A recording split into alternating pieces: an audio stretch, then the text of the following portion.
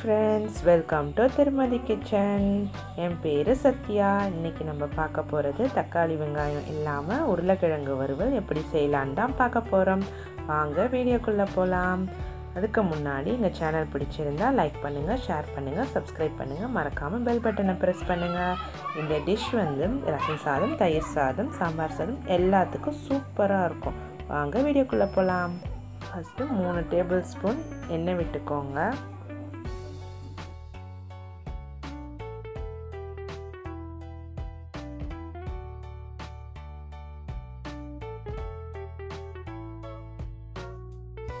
எண்ணெய் காஞ்சதும் 1 table spoon அளவு சோம்பு எடுத்து போட்டுக்கோங்க. இதை நீங்கள் பொடி பண்ணியும் போடலாம்.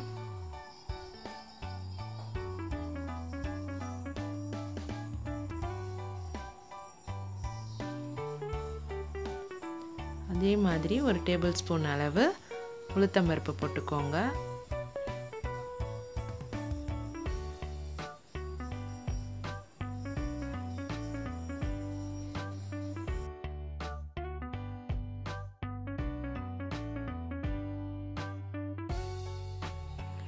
கேஸை மீடியம் ஃப்ளேம்லேயே வச்சுக்கோங்க உளுத்தம்பருப்பை ஃப்ரை பண்ணும்போது, இல்லைன்னா உளுத்தம்பருப்பு சீக்கிரம் கருகிடும். உளுத்தம்பருப்பு பொன்னிறமாயிடுச்சு. இப்போ நான் கட் பண்ணி வச்சுருக்கிற உருளைக்கிழங்கு எடுத்து போட்டுக்கோங்க. இது வந்து குண்டு குண்டாக கட் பண்ணி வச்சுக்கோங்க உருளைக்கிழங்க. இதை நல்லா அதுலேயே சேர்த்து ஃப்ரை பண்ணுங்கள். நல்லா வதக்குங்க.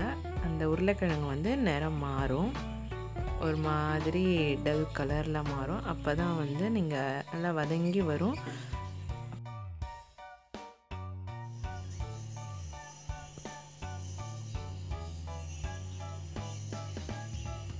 உருளைக்கிழங்கு நல்லா ஒரு கிளாஸ் மாதிரி இருக்குது. இப்படி நீங்கள் வதக்குனீங்கன்னா சீக்கிரம் வெந்துடும். ரொம்ப நேரம் இருக்கணும்னு அவசியம் கிடையாது. இப்போ சிட்டிகை அளவு மஞ்சத்தூள் போட்டுக்கோங்க. இப்போ நான் வந்து 2 டேபிள் ஸ்பூன் அளவு மிளகாய்த்தூள் போட்டுக்கிறேன். உங்களுக்கு காரம் எவ்வளோ வேணுமோ அதுக்கேற்ற மாதிரி நீங்கள் மிளகாய்த்தூளை கூட போட்டுக்கலாம். இல்லை உங்களுக்கு காரம் ரொம்ப வேண்டான்னா கம்மியாக போட்டுக்கோங்க. இதை நல்லா ஃபஸ்ட்டு மிக்ஸ் பண்ணிக்கோங்க. நல்லா கிளறி விடுங்க. நான் கொஞ்சம் கருவேப்பிலை போட்டுக்கிறேன்.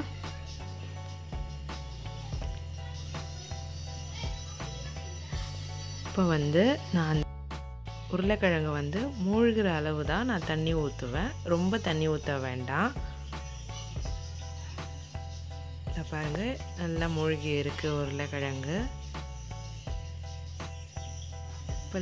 இப்போ வந்து உங்களுக்கு தேவையான அளவு கல்லுப்பு போட்டுக்கோங்க. நம்ம எப்போவுமே சமையலில் கல்லுப்பு சேர்த்துக்கிறது ரொம்ப நல்லது சால்ட்டை விட. ஒரு லிட் போட்டு மூடிடுங்க. 10 மினிட்ஸ் கழித்து லிட்டை ஓப்பன் பண்ணிங்கன்னா இப்படி தான் இருக்கும். இதை நல்லா கிளறி விட்டுக்கோங்க, இல்லைன்னா அடி பிடிச்சிடும். இதை ஒரு பவுலில் ட்ரான்ஸ்ஃபர் பண்ணிவிட்டு மேலே கொத்தமல்லி தழையை கார்னிஷ்க்கு தூவிட்டிங்கன்னா சூப்பராக இருக்கும். இது நீங்கள் ரசம் சாதம், தயிர் சாதம், சாம்பார் சாதம் எல்லா சாதத்துக்கும் தொட்டுக்கலாம். ரொம்ப நல்லாயிருக்கும். ட்ரை பண்ணி பாருங்கள். உங்கள் வீட்லேயும் ட்ரை பண்ணி பாருங்கள். எப்படி இருக்குன்னு கமெண்ட்டில் சொல்லுங்கள். Thank you friends. நெக்ஸ்ட் வீடியோவில் பார்ப்போம்.